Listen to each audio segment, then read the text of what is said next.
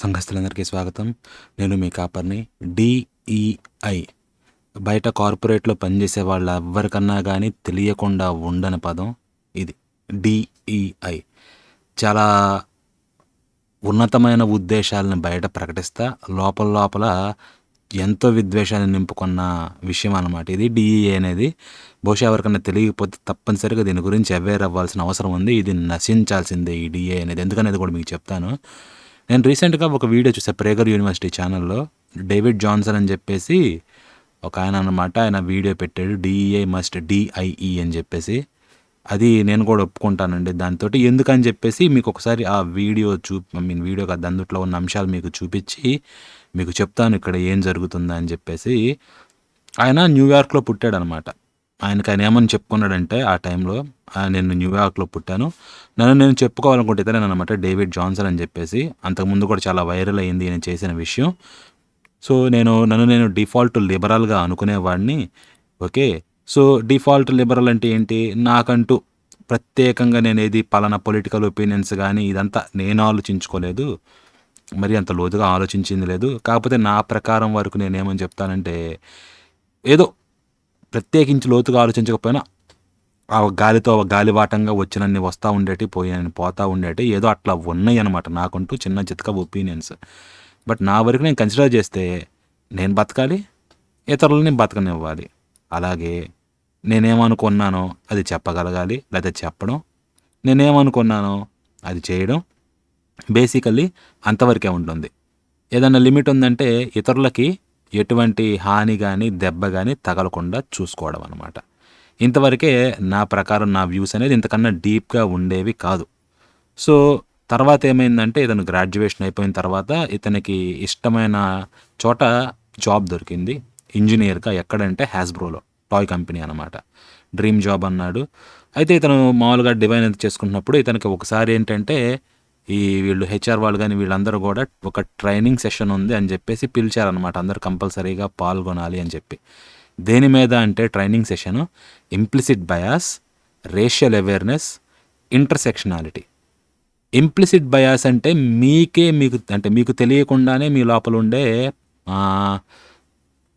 పక్షపాతం అన్నమాట. అంటే మీకు తెలియదు అది. ఉదాహరణకి నర్స్ అన్నాం అనుకోండి, మీకు ఎవరు గుర్తొస్తారు? లేడీసే గుర్తొస్తారు. సినిమాల్లో కానీ బయట కానీ ఎక్కడన్నా నర్స్ అంటే జనరల్గా మనకి ఒక ఫిమేల్ ఫిగరే గుర్తొస్తుంది. కానీ నర్స్ అనేది యాక్చువల్గా ఫెమినిన్ వర్డ్ కాదు. నర్స్ అనేది జనరల్గా ఒక పేషెంట్ని కేర్ చేయడానికి ఉన్న వాళ్ళని అనమాట. దానికి ట్రైనింగ్ తీసుకున్న వాళ్ళని నర్స్ అంటారు. మగాళ్ళు అయితే మేల్ నర్స్ అంటారు, ఆడవాళ్ళు అయితే ఫిమేల్ నర్స్ అంటారు. అంతేగాని నర్స్ అనేది టిపికల్గా జనరల్గా లేడీస్కి అనేది కాదనమాట పదం. డాక్టర్ అంటే ఎట్లా మగ డాక్టర్ ఆడ డాక్టర్ అంటారో, నర్స్ అంటే కూడా మగ నర్సు ఆడ నర్సెస్ ఉంటారనమాట. ఇది జనరల్. కానీ మనకేందంటే బయట సినిమాల్లో కానీ రకరకాల చోట్ల నర్స్ అనే పదానికి లేడీస్నే చూపించారు కాబట్టి మోస్ట్లీ మనకి లోపల నర్స్ అంటే ఈ పదమే ముద్రించి ఉంటుందన్నమాట. ఈ ఫిగరే గుర్తొస్తుంది, ఒక ఫెమినిన్ ఫిగరు. దీన్ని ఇంప్లిసిట్ బయాస్ అంటారు. రేషియల్ అవేర్నెస్ అంటే జాతి పరంగా అవేర్ అయి ఉండడం అన్నమాట. దాని గురించి ఎరుకలో ఉండడం. ఎలాగా? ఒక జాతి పరంగా చారిత్రకంగా కానీ, సాంఘికంగా కానీ, ఆర్థికంగా కానీ, రాజకీయ పరంగా కానీ, వివక్ష చూపబడ్డ గ్రూప్స్ కానీ వీళ్ళందరూ ఎలా ఇబ్బందులు పడతారు, ఇలాంటిది మీరు అవేర్ అయి ఉండడము. దీన్ని రేషియల్ అవేర్నెస్ అంటారు. ఆ తర్వాత ఇంటర్సెక్షనాలిటీ అంటే రేస్ కానివ్వండి, జెండర్ కానివ్వండి, సెక్స్ కానివ్వండి, లేకపోతే ఇంకా కల్చర్ పరంగా కానివ్వండి, వీటి పరంగా మార్జినలైజ్డ్ గ్రూప్స్ కానీ, లేకపోతే చిన్న చిన్న వివక్షలు కానీ, ఇవన్నీ కలిపి ఇంటర్సెక్షన్ ఎట్లా ప్లే అవుతుంది. ఇంటర్సెక్ట్ అయినప్పుడు ఈ రెండు కలిసినప్పుడు, ఇప్పుడు ఒక రేస్ ఉంది, బ్లాక్ కానీ వైట్ కానీ, ఈ వీళ్ళు డిఫరెంట్ ఫీల్డ్స్లో కలిసినప్పుడు వాళ్ళ పట్ల ఉన్న బయాస్ కానీ, వాళ్ళ పట్ల ఉన్న ప్రెజుడిస్ కానీ, ఇదంతా ఎలా ఇంటర్సెక్ట్ అయ్యి ఇదంతా ఒక మిక్స్చర్ అయిపోయి ఎట్లాంటి రిజల్ట్ వస్తుందా అని చెప్పేసి దీని గురించి ఇంటర్సెక్షనాలిటీ అంటారు అనమాట. ఉదాహరణకు చెప్పాలంటే తెలుగులో ఇంటర్సెక్షనాలిటీ క్యాస్ట్లో తీసుకుందాం. బ్రాహ్మణులు, ఇటువైపు దళితులు, ఈ రెండు ఆపోజిట్ వర్గాలని చెప్పేసి ఆ రకంగా చిత్రీకరించారు. వీళ్ళిద్దరూ ఒక ఫీల్డ్లో ఎంటర్ అయినప్పుడు, ఒక గుడి దగ్గర కానీ, లేకపోతే ఒక ఆఫీస్లో కానివ్వండి, లేకపోతే ఎక్కడన్నా కూడా వీడు నేను హయ్యర్ క్యాస్ట్ అని, వాడు నేను లోయర్ క్యాస్ట్ అని, ఎట్లా వీళ్ళిద్దరి మధ్య ప్లే ఎట్లా అవుతూ ఉంటుంది. తర్వాత వనరుల విషయం వచ్చేసరికి వీళ్ళిద్దరి మధ్య ఉన్న భేదం ఏదైతే ఉందో, ఒకడు బ్రాహ్మణుడు ఇంకొకటి శూద్రుడు అనేది వీళ్ళ పట్ల ఎలా ట్రాన్స్ఫర్ అవుతుంది అనేది దీని ఇంటర్సెక్షనాలిటీ కింద మాట్లాడుకోవచ్చు అనమాట. దీనికి ఇంకా లోతుగా ఉంది, బట్ పైపైన చెప్పాలంటే ఇదంతా పిల్లలకి సంబంధించిన బొమ్మలు తయారు చేసే కంపెనీ దగ్గర అనమాట వీళ్ళకి ట్రైనింగ్ అని చెప్పేసి పిలిచింది. ఓకే, సో ఇతడు అనుకున్నాడు అనమాట, ఈయన చెప్పాడు అక్కడ. ఇప్పుడు ఏమంటాడంటే ఇది చెప్పారు, ఇలా నేను ఈ పిచ్చి పిచ్చి డిఈఐ ప్రపంచంలోకి అడుగుపెట్టింది. డి అంటే డైవర్సిటీ, వైవిధ్యము, ఈక్విటీ అంటే సమానత్వము, ఇంక్లూజన్ అంటే అందరినీ కలుపుకోవడం అనమాట డిఈఏ అంటే. సో ఈక్విటీ అంటే సమానత్వం అన్నాం, కానీ ఈక్వాలిటీకి చిన్న డిఫరెన్స్ ఉంది. రెండు సమానత్వమే వస్తాయి, ఈక్విటీకి ఈక్వాలిటీకి డిఫరెన్స్ ఉంది. కానీ దాని గురించి ఏంటా అని చెప్పేసి తర్వాత చూద్దాం. ఇది చాలా ఇంపార్టెంట్ అండి. పదం అందంగా ఉంది, కానీ అంత మాత్రాన లోపల కాన్సెప్ట్ అంత అందంగా లేదు, అమలు చేసే విధానం కానీ ఏంటనేది మీకు చెప్తా, తేడా ఏంటా అని చెప్పేసి. సో ఈ ప్రపంచం అనమాట. ఇతను అనుకున్నాడు, నేనేదో పిల్లలకి ఇదంతా చేస్తున్నాను, మన డ్యూటీ ఏంటి, పిల్లలకి బాగా నచ్చేలాగా వాళ్ళని బాగా డెవలప్ చేసి వాళ్ళ ఇమాజినేషన్ కానీ దీని అంతటినీ పెంచేలా మనం బొమ్మలు చేయడము. కానీ ఇక్కడ వీడేదేదో అంటున్నాడు అని చెప్పేసి, సరే హెచ్ఆర్ వాళ్ళు ఏదో నెడతారు, ఈ హెచ్ఆర్ బుల్షిట్ అనేది మనం చూడక తప్పదు కదా అని చెప్పేసి చూద్దామా అనుకొని చెప్పేసి వెళ్తే ఒక జూమ్ కాల్ అనమాట. ఇదంతా టోటల్గా రఫ్గా ఒక 70 మంది ఏమో ఉన్నారు. జూమ్ కాల్ స్టార్ట్ అయింది. ఈయనేదో ఆఫ్ హ్యాండెడ్గా ఒక రికార్డ్ బటన్ పెట్టాడంట. ఈయన మామూలు జనరల్గానే రికార్డ్ చేశాడు. సో ఏం జరుగుతుంది ఇప్పుడు దీని మొదలైన తర్వాత, అందులో టాపిక్ ఏంటంటే రేషియల్ బయాసెస్ అండ్ చిల్డ్రన్ అనమాట. అంటే జాతిపరమైన పక్షపాతము మరియు పిల్లలు, ఈ కాన్సెప్ట్ మీద వీళ్ళకి సో వచ్చిందనమాట. ఇంతకీ ఈయన అనుకున్నాడు ఇది చూసినప్పుడు, ఈ ప్రాజెక్ట్ ఈ మీటింగ్ ఏదైతే ఉందో, ఈ ట్రైనింగ్ సెషన్, దీని టైటిల్ని బట్టి రేషియల్ బయాసెస్ అంటున్నారు, చిల్డ్రన్కి ఏమన్నా రేషియల్ బయాస్ ఉంటుందా అని చెప్పేసి. అంటే ఇప్పుడు పిల్లలు బయట ఆడుకుంటూ ఉంటారు, వాడు నువ్వు బ్రాహ్మణుడివి, నువ్వు మాలవాడివి, లేకపోతే నువ్వు శూద్రుడివి, నువ్వు క్షత్రియుడివి, లేకపోతే నువ్వు కమ్మ కాపు ఇలాంటివి ఏమైనా ఉంటాయా అని చెప్పేసి ఈయన అనుకున్నాడు. మీరు ఆలోచించండి, ఈయన టైంలో ఏంటంటే నేను వైట్, నేను బ్లాక్, ఎట్లా వాళ్ళకి ఏమన్నా రేషియల్ బయాసెస్ ఉంటాయా అని చెప్పి ఈయన క్వశ్చన్ వేసుకుంటా. పెద్దోళ్ళకు అనుకుంటే మేబీ ఉండే అవకాశం ఉంది, ఓకే. కానీ హ్యాస్బ్రో క్లయింటల్ ఎవరు అంటే, హ్యాస్బ్రో ఎవరిని దృష్టిలో పెట్టుకొని పనిచేస్తుంది వాళ్ళ కంపెనీ, పిల్లలు కొనే బొమ్మలు అమ్ముతుంది కాబట్టి. మరి హ్యాస్బ్రో యొక్క క్లయింటల్కి ఇలాంటిది ఉందా, ఈ రేషియల్ బయాస్ అనేది మీరు ఏం ఆలోచిస్తుంది? మీరు కూడా చూడండి, మనం బయట పిల్లలు ఆడుకునే వాళ్ళు కానీ వీళ్ళందరూ కులాలు వీటన్నిటి గురించి మాట్లాడుకుంటూ కొట్టుకుంటారు. వాళ్ళకి అసలు అది ఉందా చిన్నప్పుడు? కొన్ని మీకన్నా ఎరుకలో ఉందా? ఏ ఏజ్లో మీకు అది ఎరుకలోకి వచ్చింది ఏంటి అని చెప్పేసి మీరు ఆలోచించండి. ఈయన ఇట్లాగే అనుకున్నాడు, సర్లే అని చెప్పేసి ఆలోచిస్తా కూర్చున్నాడు అనమాట. కూర్చున్నప్పుడు ఇద్దరు దంపతులు వచ్చారు, వీళ్ళనమాట. వీళ్ళు వచ్చేసి ఏమని స్టార్ట్ చేశారంటే, white babies as young as 3 months అని చెప్పేసి, ఈ తెల్లవాళ్ళ పిల్లల వరకు వస్తే వాళ్ళు 3 నెలల వయసు వచ్చేసరికి, 3 నెలలండి, 3 నెలల వయసు వచ్చేసరికి begin to exhibit racial preferences అనమాట. అంటే ఏంటి, జాతి పరంగా విభేదం చూపడం, వివక్షత చూపడం, ఈ జాతి కన్నా ఈ జాతిని ప్రిఫర్ చేయడం అనమాట. అంటే పిల్లవాడేంటి, నేను తెల్ల జాతి కన్నా లేకపోతే నల్ల జాతి కన్నా ఒకళ్ళని ఎదురుగా మీకు మన సైడ్ చెప్పాలి అనుకుంటే ఒక సెకండ్, ఓకే. సో ఇప్పుడు మన పరంగా చెప్పాలి అనుకుంటే పిల్లవాడు ఇప్పుడు 3 నెలల పిల్లవాడండి, వాడు నిద్రపోతున్నాడు, ఎదురుగా వచ్చారు ఒక బ్రాహ్మణుడు, ఇంకొక శూద్రుడు లేకపోతే దళితుడు వచ్చాడు అనుకోండి. ఇక్కడ చెప్తుంది ఏంటంటే 3 నెలల పిల్లవాడు కూడా జస్ట్ ఈ రేషియల్ ప్రిఫరెన్స్ చేస్తాడు. ఇక్కడ మనం ఇది ఎందుకని చెప్పేసి, ఇది మీరు బ్రాహ్మిన్స్ని దళిత్ని రేస్గా ఎందుకు చేస్తున్నారు మీరు అనొచ్చు, వీళ్ళు తొందరపడద్దు, వీడియో మొత్తం చూడండి, ఎందుకన్నా మీకు అర్థమవుతుంది అనమాట. ఓకే, ఇట్లా కాదు, మీరు ఆ కంటెక్స్లో మాట్లాడాలి అనుకుంటే ఎదురుగా ఒక వైట్ పర్సన్, ఒక బ్లాక్ పర్సన్ ఉంటే పిల్లవాడు రేషియల్ ప్రిఫరెన్స్ అనేది 3 నెలల వయసు నుంచే చూపిస్తాడు అంత తొందరగా అని చెప్పేసి ఇక్కడ చెప్తున్నారు. పిల్లలకంటే జనరల్గా వాళ్ళు మగవాళ్ళు ఆడవాళ్ళ మధ్య డిఫరెన్స్ చూపిస్తారు. ఎందుకంటే పిల్లలు అప్పుడు ఇంకా నర్చరింగ్లో ఉంటారు కాబట్టి వాళ్ళు జనరల్గా ఫీమేల్స్ వైపే టెండ్ అవుతారు అనమాట. ఎందుకంటే వాళ్ళకి అప్పట్లో తండ్రి కన్నా కూడా న్యూట్రిషన్ పరంగా ఆడవాళ్ళతోటే అవసరం ఎక్కువ అనమాట. సో వాళ్ళు మదర్ తోటి, అట్లాగే మదర్ లాగా సారూప్యత ఉండే స్త్రీలతోటి అటాచ్మెంట్ ఉంటుంది వాళ్ళకి, జనరల్ ప్రిఫరెన్స్ అనమాట. ఇది బయాలజికల్. రేషియల్ అనేది వాళ్ళకి అసలు అప్పట్లో కాన్సెప్టే ఉండదు, కానీ ఇక్కడ చెప్తున్నారు అనమాట రేషియల్గా అని చెప్పేసి. ఇదంతా ఆ ప్రజెంటేషన్లో వచ్చింది. ఇది 3 నెలలకి. ఆ తర్వాత 2 ఏళ్ళు వచ్చేసరికి they are excluding other children based on race. అంటే ఏంటి? వీడు నల్లోడు, వీడు నల్లోడు, వీడు తెల్లోడు అని చెప్పేసి తెల్లోళ్ళందరూ ఒక గుంపు కట్టి నల్ల వాళ్ళని పక్కన బహిష్కరించడం అనమాట. వెలివేయడం ఎక్స్‌క్లూడింగ్ అంటే. ఆటల్లో గాని ఏదో అనుకోండి, ఇదంతా 2 ఏళ్లకే జరుగుతుందని చెప్పేసి హ్యాస్‌బ్రో టాయ్ కంపెనీ పెద్ద కంపెనీ అండి అది. చాలా పెద్ద కంపెనీ. దాంట్లో ట్రైనింగ్‌లో ఇస్తున్న వాళ్ళొచ్చేసి అక్కడ ఎంప్లాయీస్‌కి, ఇతను ఇంజినీర్ అనమాట. ప్యాకేజింగ్ గాని దాని ఇంజినీర్ అనమాట ఈయన. డేవిడ్ జాన్సన్ అని ఆయన. ఈయన కూడా ఇంకా 70 మంది పాల్గొన్నారు. వీళ్ళ ట్రైనింగ్‌లో చెప్తున్నారు. ఇది 2 ఏళ్లకి. ఆ తర్వాత 3 సంవత్సరాలు వచ్చేసరికి ఇంటెన్షనల్ యూజింగ్ రేసిస్ట్ లాంగ్వేజ్ అనమాట. ఏంటి? తెలిసి ఇంటెన్షనల్‌గా ఆ రేసిస్ట్ లాంగ్వేజ్‌ని వాడుతున్నారు 3 ఏళ్లకి అని చెప్పేసి అన్నారు. 3 ఏళ్లకి వాడు సరిగ్గా మాట్లాడడమే రాదు. తా, తూ ఇది కూడా పలకడం రాదన్నమాట. ఇంట్లో పేరెంట్స్ పేర్లు పిలవడమే రాదు వీళ్ళకి. ఇంటెన్షనల్‌గా రేసిస్ట్ లాంగ్వేజ్ వాడుతున్నారంటే ఇది ఆ ప్రెజెంటేషన్‌లో చెప్తుంది. అంతేకాదు, తర్వాత 4 ఏళ్ళు వచ్చేసరికి a strong and consistent pro white anti black bias. 4 ఏళ్ళు వచ్చేసరికి బలమైన, అలాగే నిరంతరంగా ఉండే, అంతరాయం లేకుండా ప్రో వైట్ అంటే తెలుపు పట్ల, తెల్లజాతి వాళ్ళ పట్ల, లేకపోతే వైట్ పీపుల్ ఉంటారు కదా, వాళ్ళ పట్ల సానుకూలంగా ఉండి, నల్లజాతి వాళ్ళ పట్ల వాళ్ళకి వ్యతిరేకంగా ఉండడం అన్నమాట. వాళ్ళ పట్ల పక్షపాతం చూపించడం. ఇది నాకు వాళ్ళు కాదని చెప్పేసి వీళ్ళని చెప్పి ఇది 4 ఏళ్లకే వాళ్ళు ఎగ్జిబిట్ చేస్తున్నారంట. అంతేకాదు 5 ఏళ్ళు వచ్చేసరికి they hold the same racist biases as their parents.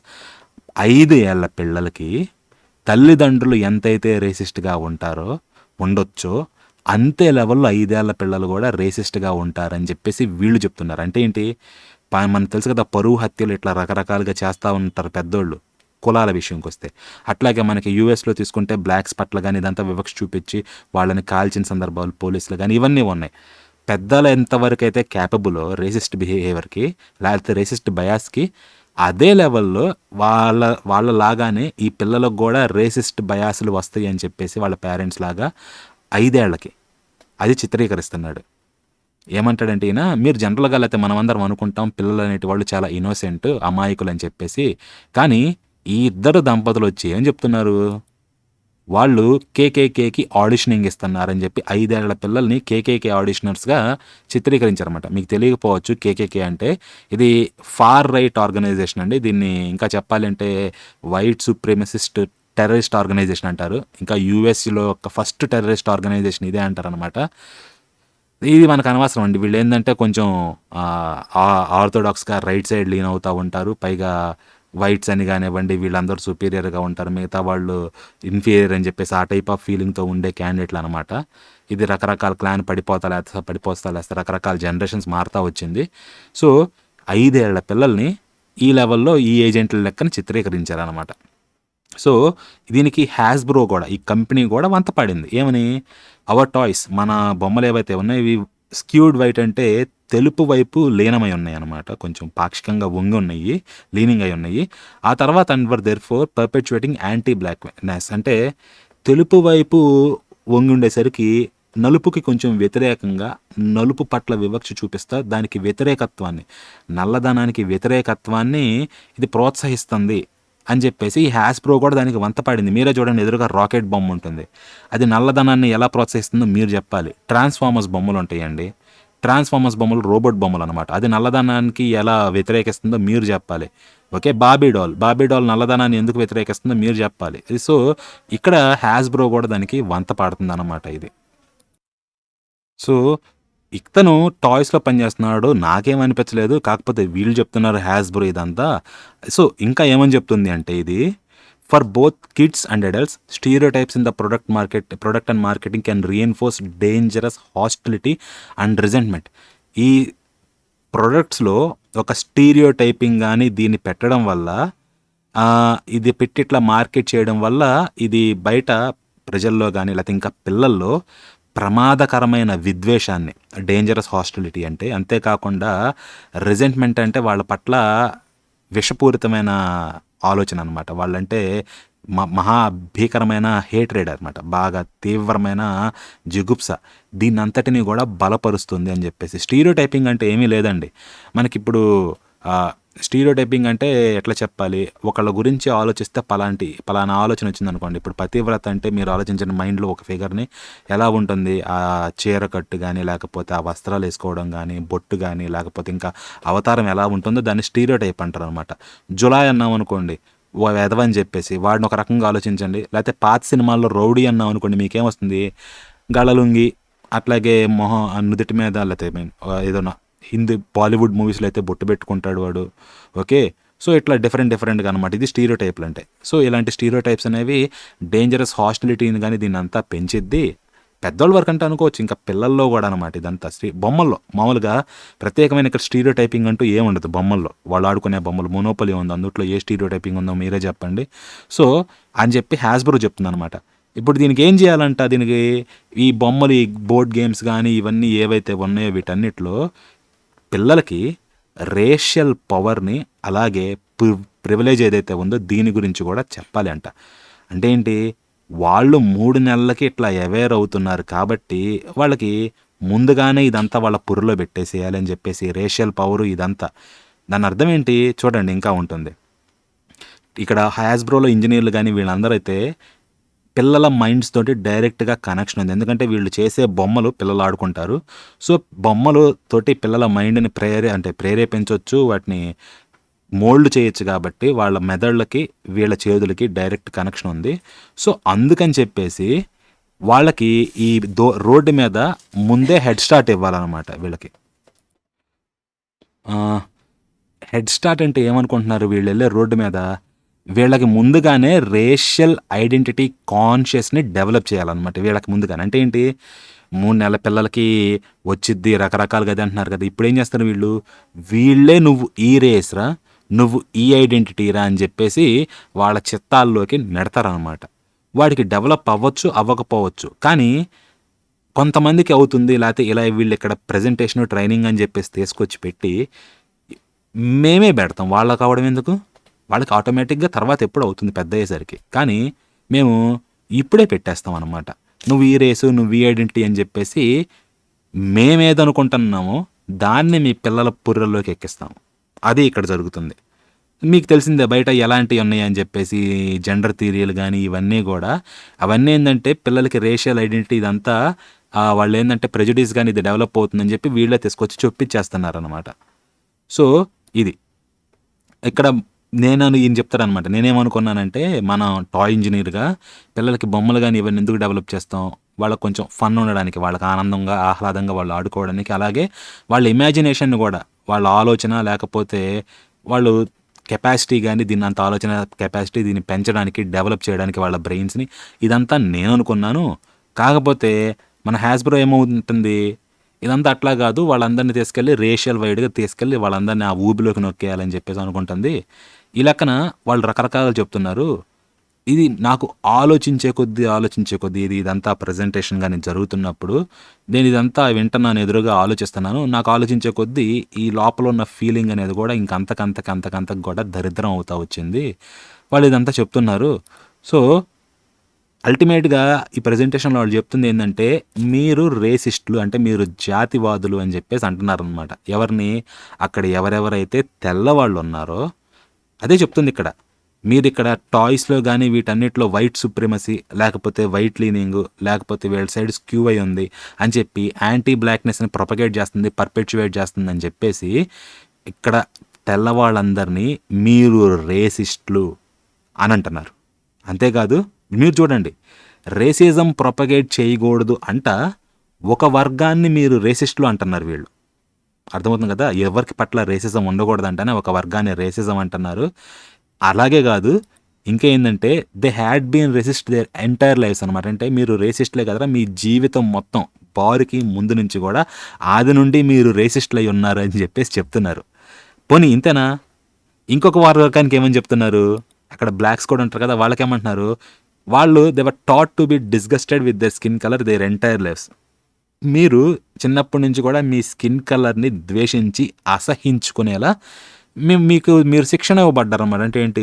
ఇండైరెక్ట్గా చెప్పి నువ్వు నలుపు ఇట్లా అని చెప్పేసి మీ శరీర రంగునే మీరు అసహించుకునేలా మీరు ఇట్లా మిమ్మల్ని మిమ్మల్ని ఇట్లా మోల్డ్ చేశారు, బయట మీరు ఇలా చేయబడ్డారని చెప్పేసి ఇలా చెప్తున్నారు. ఇప్పుడు ఏం చేయాలి వీళ్ళు? తెల్లవాళ్ళు ఏంటంటే మేము రేసిస్టులమి, మేము జీవితమంతా రేసిస్టులుగానే ఉన్నామని చెప్పి వాళ్ళు అనుకోవాలి. సో వాళ్ళ లోపల గిల్ట్ని ట్రిప్ చేస్తున్నారు.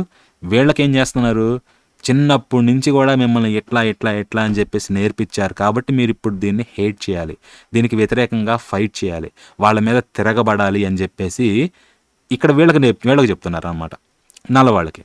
ఓకే, సో అర్థమవుతుంది కదా. మార్క్సిజం అండి. మార్క్సిజం అనేది ఎకనామికల్ డివైడ్ని ఇక్కడ చెప్తే ఒకడు హ్యావ్స్ హ్యావ్ నాట్స్ అని చెప్పి, వీళ్ళు ఏంటంటే విక్టిము పర్పెట్రేటర్ అనమాట. అణచివేసిన వాడు, అణచివేయబడ్డవాడు, ఈ రకంగా. అక్కడ ఎకనామిక్ పరంగా వస్తే ఇక్కడ రేషియల్ పరంగా వస్తుంది, ఇది తర్వాత జెండర్ పరంగా వస్తుంది, ఐడెంటిటీ పరంగా వస్తుంది, తర్వాత ఇది క్యాస్ట్ పరంగా మారుతుంది. దీన్నే క్రిటికల్ రేస్ థియరీ అంటారు, క్రిటికల్ జెండర్ థియరీ అంటారు, తర్వాత మనకి వచ్చేసి క్రిటికల్ క్యాస్ట్ థియరీ అవుతుంది.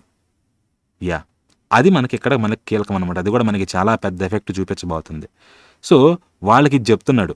తర్వాత అల్టిమేట్లీ ఏంటంటే perpetuating white supremacy by not being anti racist in our toy design. మన టాయ్ డిజైన్స్లో, అలాగే కాదు మన ఉద్యోగాల్లో, మనం బయట మాట్లాడే మాటల్లో, మనం ప్రతిదీ కూడా యాంటీ రేసిస్ట్ అని చెప్పేసి ఒక వర్చ్యూ సిగ్నల్ ఇవ్వకపోతే, మీరు ఇది అట్లా యాంటీ రేసిస్ట్ అని వీళ్ళు ఏ నార్మ్స్ అయితే చెప్తారో వాటికి ఒప్పుకొని వాటి ప్రకారంగా మీరు వర్చ్యూ సిగ్నల్, మీ సిగ్నల్ ఇవ్వకపోతే, నేను మీ సైడ్నే ఉన్నాను, నేను మీకు విరోధిని కాదని వాళ్ళకి ఓపెన్గా పెద్ద బ్యానర్ కట్టి డిక్లేర్ చేయకపోతే, మీరు వైట్ సుప్రీమసీని, లేకపోతే ఈ రేసిజంని, లేకపోతే యాంటీ జెండర్ అనుకోండి, లేకపోతే క్యాస్టిజాన్ని పర్పెచువేట్ ప్రొపగేట్ చేస్తున్నట్లే. ఇదే. ఓకే, అయితే విషయం ఏంటంటే ఇందుట్లో యాంటీ రేసిస్ట్ ఇది అంటున్నారు కదా, కాకపోతే ఇది యాక్చువల్గా ఉందా, లేకపోతే ఎంతమంది సప్రెస్ అయ్యారు? ఇప్పుడు బ్లాక్స్కి వ్యతిరేకంగా ఉందనుకుంటే బ్లాక్స్ అందరూ నిజంగానే అప్రెస్టా? ఈ క్వశ్చన్స్ అడగరన్నమాట. బ్లాక్స్ అందరూ అప్రెస్డ్ కాదు.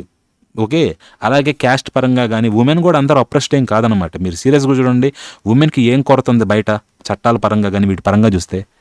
మీరే చెప్పండి ఏ రకంగా అప్రెస్ అయ్యారా అని చెప్పేసి. ఇంకా చెప్పాలంటే చట్టాలు వాళ్ళకే ఫేవర్గా ఉన్నాయి. ఇండియాలో ఇప్పుడు మారినాయి అనుకున్నా, యూఎస్లో ఛానల్ క్రితమే మారినాయి. వాళ్ళకి కొరత అంటూ బయట ఎలాగంటే ఒక రకంగా చెప్తారు, పే గ్యాప్ అని చెప్పేసి. పే గ్యాప్ ఎందుకు వస్తుంది అంటే చేసే పని బట్టి, అంతేకాని ఒకళ్ళు స్త్రీ అని చెప్పేసి తక్కువ ఇవ్వడం కాదు. ఇప్పుడు సిమెంట్ పని చేస్తూ ఉంటారు, ఇద్దరిని నిలబెట్టండి, ఒక స్త్రీని ఒక పురుషుడిని, ఇద్దరు ఎన్ని ఇటుకలు మోయగలరు అనుకుంటే, ఈమె 50 ఇటుకలు పైకి చేర్చేలోపు ఇతడు 100 ఇటుకలు పైకి చేరుస్తాడు. గంట పని చేశారనుకుందాం ఇద్దరు, ఈమె 50 ఇటుకలే పైకి చేర్చింది, ఇతను 100 ఇటుకలు చేర్చాడు. ఎవరికి ఎక్కువ డబ్బులు ఇవ్వాలి మీరు చెప్పండి? డబల్ చేశాడు కదా పని, ఇంకా డబల్ ఇవ్వద్దు మరి జీతం. కానీ వీళ్ళు ఏంటంటే పే గ్యాప్ ఉండకూడదు, సేమ్ రావాలని. Roger Federer, Serena Williams all time greats అనమాట. కానీ రోజర్ ఫెడరర్ మ్యాచ్కి ఎక్కువ వస్తారా జనాలు, సెరీనా విలియమ్స్ మ్యాచ్కి ఎక్కువ వస్తారా? రోజర్ ఫెడరర్ దానికే ఎక్కువ వస్తారు. మీరు ఇది ఆబ్వియస్ అండి. నేను ఎందుకంటే సెరీనా విలియమ్స్ స్కిల్లెస్ అని కాదు, కాకపోతే male physicality, female physicality difference ఉంది. చెస్లో ఉండదు ఈ డిఫరెన్స్, కానీ వేరే స్పోర్ట్స్లో ఉంటుందన్నమాట. అందుకని వాటికి చూడడానికి ఎక్కువ మంది వస్తారు. పైగా ఫిమేల్స్ అనేవాళ్ళు టెన్నిస్లో 3 సెట్లే ఆడతారనమాట గ్రాండ్ స్లామ్స్కి వచ్చేసరికి. కానీ మేల్స్ వచ్చేసి 5 సెట్స్ ఆడాలి. 5 సెట్స్ అండి, చాలా పెద్దదన్నమాట, గంటలు ఆడతారు. సో ఎవరికి ఎక్కువ డబ్బులు ఇవ్వాలి? ఇతనికి వీళ్ళు ఎక్కువ ఆడుతున్నారు, వీళ్ళకి ఇవ్వాలి. ఇలాగే ఫిమేల్ ఫుట్బాల్లో కూడా ఫిమేల్స్ వాళ్ళ లెవెల్లో వాళ్ళు ఆడతారు, కానీ బట్ నేషనల్ టీమ్స్ని హై స్కూల్ అంటే నేషనల్ ఫీమేల్ టీమ్స్ని హై స్కూల్ బాయ్స్ టీమ్స్ ఓడించినాయి ఫీల్డ్ మీద. హై స్కూల్ పిల్లలు నేషనల్ టీమ్ను ఓడించింది అనమాట ఫీమేల్ టీమ్స్ని. నేను వాళ్ళని తక్కువ చేయడం అని కాదు, కానీ ఉన్న విషయం మాట్లాడుతాను. అలాంటప్పుడు ఎవరికి ఇవ్వాలి?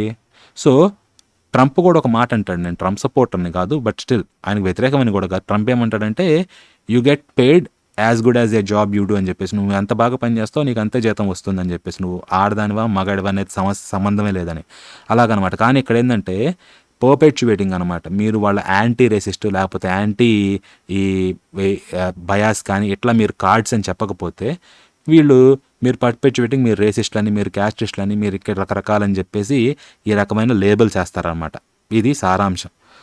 ఇప్పుడు ఏం చేయాలంటే ఇదంతా మీరు పాపులు అంటున్నారు, మీరందరూ కూడా బారుకి ముందు నుంచి కూడా మీరు వైట్ సుప్రమసీని అనుభవించారు, అది ఇదని చెప్పారు, మీరు రేసిస్టులు కదా. ఇప్పుడు మీ పాపాలని మీరు ఎట్లా కడిగేసుకోవాలి? ఇప్పుడు ఈ పిల్లలు ఉన్నారు కదా, ఈ వీళ్ళు టాయ్ కంపెనీలో అండి పనిచేస్తుంది. ఈ పిల్లలు వాళ్ళకి చిన్నప్పటి నుంచే వాళ్ళ రేషియల్ ఐడెంటిటీస్కి వాళ్ళ అవేర్నెస్ని తీసుకురావాలన్నమాట. అంటే నేను తెలుపు, నేను నలుపు, అంతేకాదు నేను చైనీసు, లేకపోతే నేను హిస్పానియన్. సో ఇట్లా మీరు రకరకాలుగా పిల్లలకి వీళ్ళే ఐడెంటిటీని తీసుకొచ్చి వాళ్ళ బుర్రలో పెడుతున్నారు. అంటే ఏంటి, మన ఇంటికాడ ఆడుకుంటున్నారు అనుకోండి పిల్లలకి, వాళ్ళకి తెలియదు, కానీ వీళ్ళు ఈ రేషియల్ ఐడెంటిటీ లేకపోతే క్యాస్టిస్ట్ ఐడెంటిటీ అని చెప్పేసి నువ్వు శూద్ర, నువ్వు బ్రాహ్మణ, నువ్వు యాదవ, నువ్వు ఇంకొకటి ఇట్లా ఇట్లా ఇట్లా ఇవి తీసుకొచ్చి వాళ్ళే బుర్రలో చూపిస్తారనమాట. ఎందుకు మొదలైంది చెప్పండి, ఇలాంటివి ఉండకూడదని కదా చెప్తుంది. ఏం చేస్తున్నారు వీళ్ళు, లేనిపోనిది తీసుకొచ్చి వీళ్ళే వాళ్ళ బుర్రలో పెడుతున్నారు.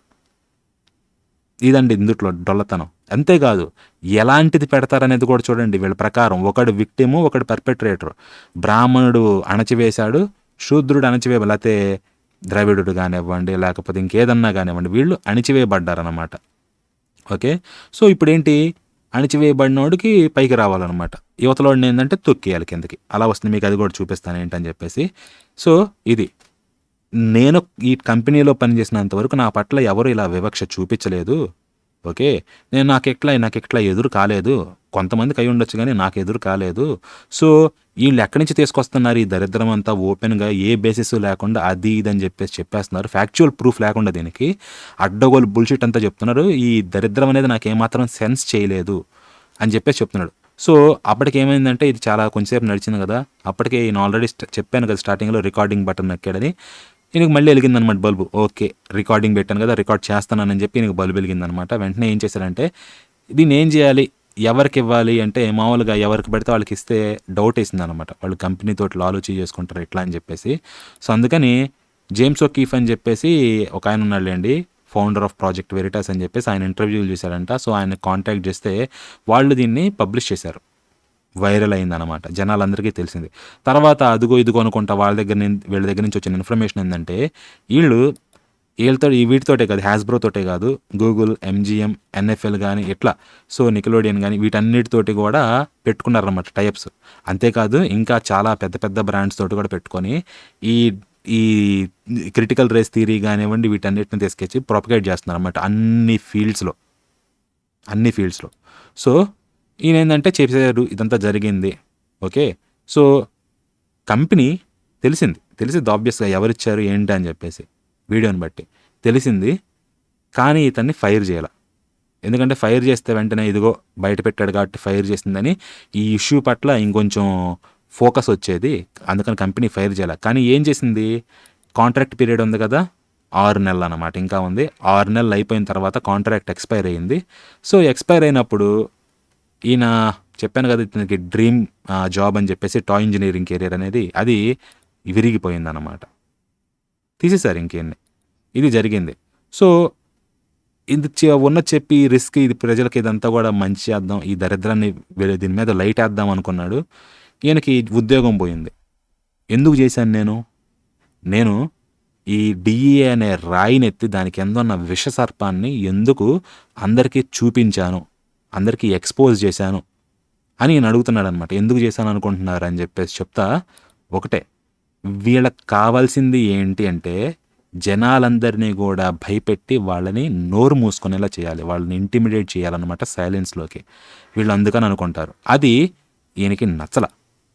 ఓకే, ఈ జనాలందరినీ బెదిరించి వాళ్ళని తీయాలి, వాళ్ళంతా కూడా వాళ్ళని నోరు మూసుకునేలా చేయాలనేది ఈయనకి రగిలిందనమాట.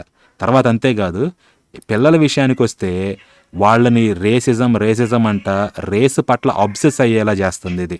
అది ఈయనకి ఇంకా కాలిందనమాట. అంటే ఏంటి, రేసిజం ఉండకూడదంటానే పిల్లల మైండ్లోకే రేసిజాన్ని తీసుకొచ్చి పెడుతుంది లేనిపోయినంతా. అది ఈయనకి ఇంకా కాలింది. So I took action because I could. ఈ దరిద్రం ఎదురుగా వచ్చింది, మళ్ళీ ఇప్పుడు తీసుకోకపోతే తర్వాత తీసుకునే అవకాశం కూడా లేదు, నేను తీసుకోగలను, ఇప్పుడు అవకాశం ఉంది నాకు యాక్షన్ తీసుకోవడానికి అని చెప్పేసి చూశాడు, టైంని తీసుకున్నాడు. ఇప్పుడు ఎదురుగా వచ్చింది, నాకు కూడా యాక్షన్ తీసుకునే అవకాశం ఉంది కాబట్టి నేను ఈ వీడియో పెడతాను. ఓకే, ఇది because it's the right thing to do. ఎదురుగా వస్తుంది ఈ దరిద్రం, చెప్పడమే రైట్ థింగ్ అనమాట. చెప్పకపోతే నష్టం మనకే వస్తుంది. అల్టిమేట్లీ ఏందంటే ఈ డిఈఏ అనే విషసర్పం ఏదైతే ఉందో అది డిఐఈ అవ్వాల్సిన టైం అనమాట వచ్చింది. మీరు గుర్తుపెట్టుకోండి. ఇంతకీ డిఈఏ అనేది మీకు అర్థం కాకపోతే ఇంకొకసారి దాని గురించి వివరిస్తానన్నమాట. నేను అంతకుముందు కూడా చెప్పాను. ఇది రాజీవ్ మల్హోత్రా గారు కానివ్వండి, ఇట్లా రకరకాల చాలా ఛానల్స్లో వీటిల్లో వస్తూ ఉందన్నమాట దీని గురించి. కేసు మీకు అర్థం కాకపోతే ఇది ఎలా ఉంటుందా అని చెప్పేసి మీకు చెప్తా. డిఈఏ అంటే డైవర్సిటీ, ఈక్విటీ, ఇంక్లూజన్ అన్నమాట. సో డైవర్సిటీ అంటే ఏంటి? Of people and perspectives. ప్రజలు, జనాలు కానీ లేకపోతే దృక్కోణాలు కానీ వీటిల్లో వైవిధ్యత ఉండాలి అని చెప్పేసి. ఓకే, ఇది ఎలాగంటే చెప్తా. ఒక కంపెనీలో జనాలకి అనేక రకమైన ఆలోచనలు ఉండాలి అనుకోవడం తప్పు కాదు. కానీ జనాల్లో వైవిధ్యమైన ఆలోచనలు ఉన్నాయి, ఈ వైవిధ్యత సరిపోదు, ఇంకా వైవిధ్యత ఉండాలని చెప్పి మాకు నచ్చిన వాళ్ళను కూడా తీసుకొచ్చి పెట్టుకోవాలంటారు చూసారా, అది ఇక్కడ నడుపుతారు. అంటే ఏంటి? ఉన్న మైండ్స్ చాలదన్నట్టు వాళ్ళకి తెలివి లేకపోయినా జస్ట్ డైవర్సిటీ పేరు మీద. అంటే ఏంటి? ఇప్పుడు ఇంజనీర్ ఉన్నాడండి, వాడికి సామర్థ్యం ఉండాలి. ఆ సామర్థ్యం లేకపోయినప్పటికీ డైవర్సిటీ పేరు చెప్పి ఎవరెవరైతే మా అస్మదీయులు అంటారు కదా, వాళ్ళని తీసుకొచ్చి పెట్టుకున్నాం అనుకోండి, అది ఎలా ఉంటుంది? ఇది డైవర్సిటీ అనమాట. Equity in policy, practice and position. అన్ని రకాల రంగాలలో కానీ లేకపోతే అన్ని రకాల పొజిషన్స్ కానీ స్థానాలు వీటన్నిటిలో ఏవైతే ఉన్నాయో పాలసీస్ కానీ ఇవన్నీ వీటిలో ఈక్విటీ ఉండాలి. ఎలా? సెరెనా విలియమ్స్కి, రోజర్ ఫెడరర్కి ఇద్దరికి సమానమైన జీతం ఇవ్వాలి. ఇద్దరి నుంచి సమానమైన ఇన్కమ్ రాటల్లా ఫెడరేషన్కి. ఇద్దరు సమానమైన గేమ్ ఆడటల్లా. ఒకళ్ళు 3 సెట్లు ఆడుతున్నారు, ఇంకొకళ్ళు 5 సెట్లు ఆడుతున్నారు. పాపులేషన్ పుల్లింగ్ కూడా ఇద్దరు డిఫరెంట్ చేస్తున్నారు. కానీ ఈక్విటీ ప్రకారంగా ఇద్దరికి సమానమైన రెమ్యూనరేషన్ ఇవ్వాలి. ఇది ఈక్విటీ. ఇంక్లూజన్ ఏంది అంటే why power, voice and organisation culture. So ఈ సంస్థలు కానీ వీటన్నిటిలో లేకపోతే వాయిస్ అందరికీ గొంతుకు కానీ ఇదంతా కూడా అందరినీ కలుపుకోవాలి ఆర్గనైజేషన్ కల్చర్లో అని చెప్పేసి. ఇంక్లూజన్ అంటే అందరినీ కలుపుకోవాలి అని చెప్పేసి చెప్తున్నాడు. వినడానికి బాగానే ఉంది. ఓకే, ఇదంతా ఎందుకు చెప్తున్నాడంటే ఇదంతా మనం పెట్టుకున్నప్పుడు మనకి ఈ డైవర్సిటీ, ఈక్విటీ, ఇంక్లూజన్ కలిసి అందరు కలిసి ఒక బిలాంగింగ్ వస్తుంది కంపెనీలో అని వీడి ఒపీనియన్ అన్నమాట. ఓకే, సో ఈ డైవర్సిటీ కానీ మీరు చూస్తే వీళ్ళు అనేక రకమైన పదాలు వాడుతూ ఉంటారు. Diversity, equity, accountability, affirming, inclusion, responsibilities, okay, value, justice, courage, welcome, fidelity, culture, honesty, అబ్బో ఒకటి కాదు, ఎఫర్మింగ్ కానీ ఇట్లా రకరకాలుగా, సోషల్ జస్టిస్ అని, కమ్యూనిటీ అని చెప్పి, ఇంటర్సెక్షనాలిటీ ఇందా చూశారు. ఓకే, సో ఇదంతా కూడా ఈ రకరకాలుగా వీళ్ళు ఈ పదాలన్నీ కూడా వాడుతూ ఉంటారు. ఇదంతా ఒకటే బాపత్ అనమాట. సో తర్వాత మెయిన్గా ఇక్కడ మీరు ఏం చేస్తారా అని చెప్పేసి చూస్తే డైవర్సిటీలో the differences that exist among individuals and groups. Individuals, వ్యక్తులకి, గ్రూప్స్కి మధ్య ఉండే డిఫరెన్స్ ఆడ మగ కాదు, ఆడ మగ మధ్యలో 88 జెండర్లు కూడా ఉన్నాయి. మీ కంపెనీలో ఎంతమంది ఆడవాళ్ళు ఉన్నారు, ఎంతమంది మగవాళ్ళు ఉన్నారు కాదు, ఎంతమంది ఆడవాళ్ళు, ఎంతమంది మగవాళ్ళు, ఎంతమంది ట్రాన్స్జెండర్స్, ఎంతమంది సిస్ జెండర్స్, ఎంతమంది ఏరో జెండర్స్, ఎంతమంది ఇంకో జెండర్లు. సో వీళ్ళు డిసైడ్ చేస్తారనమాట. ఎందుకంటే ఈ డిఏ అనే తర్వాత వచ్చింది. మీరు మీ ఆఫీస్లో ఒక డిఏ ఏజెంట్ని కూడా పెట్టుకోవాలి, హెచ్ఆర్లో కానీ. ఎట్లా వాడు చెప్తాడనమాట మీ కంపెనీ డిఏ స్టాండర్డ్స్కి ఉందా లేదా, వీళ్ళు వచ్చి చెక్ చేస్తూ ఉంటారు. డిఏ ఎవాల్యుయేషన్ ఇస్తారనమాట మీ దానికి పలానా రేటింగ్ అని చెప్పేసి ఎంత కన్ఫర్మ్ అవుతుందని. కన్ఫర్మ్ కాకపోతే మీరు డైవర్స్ అంటే you are not enough diverse అంటారు, మీరు తగినంత డైవర్సిటీ లేదు మీ కంపెనీలో అని చెప్పేసి. ఇది ఒక దరిద్రం. ఈక్విటీ ఏంటి? Equal treatment and adjustment for inequality. అందరికీ సమానమైన ట్రీట్మెంట్ ఇస్తా, ఎవరి మధ్య అసమానతలు ఉంటే వాటిని తగినంత కంపెన్సేట్ చేయాలి. ఇక్కడ చూడండి, హైట్ ఉన్నవాడికి అక్కర్లా, కానీ హైట్ లేని వాళ్ళ కోసం అని చెప్పేసి స్టూల్ వేస్తున్నారు. ఓకే, బాగానే ఉంది. తర్వాత అయితే ఇదిగోండి, తర్వాత మీకు ఇంకో బొమ్మ దగ్గర మాట్లాడుతుంది దీని గురించి, ఈక్విటీ యొక్క దరిద్రం ఏంటని చెప్పేసి. ఇంక్లూజన్ ఏంటి? The diversity of each individual recognise so that every one can contribute to the organisation. ఆర్గనైజేషన్లో ఉన్న వాళ్ళందరినీ కలుపుకోవాలి అని చెప్తున్నాడు ఇక్కడ. కాకపోతే యాక్చువల్గా ఏం జరిగిద్ది, మా వాళ్ళను కూడా తీసుకొచ్చి ఎక్కువ పెట్టుకోవాలి అని చెప్పి వీళ్ళ ఐడియాలజీని ఎవరైతే సబ్స్క్రైబ్ చేస్తారో వాళ్ళని తీసుకొచ్చి వాళ్ళకి వర్త్ లేకపోయినా కానీ పోస్టుల్లో పెడతారనమాట. ఓకే, ఇప్పుడు బయట న్యూస్ టీవీ ఉందండి, లేకపోతే యూట్యూబ్ ఛానల్ ఉంది, వాడికి ఎడిటింగ్ రాదు, వాడికి లోపల ట్యాగింగ్ రాదు, ఏది రాదు. కానీ జస్ట్ బికాజ్ వాడు డైవర్స్ ఫిగర్ కాబట్టి వాడిని తీసుకొచ్చి పెట్టామనుకోండి జాబ్లో, ఛానల్ వాడికి డబ్బులు బొక్క. సో ఇది అదనమాట ఇంక్లూజన్ అనేది.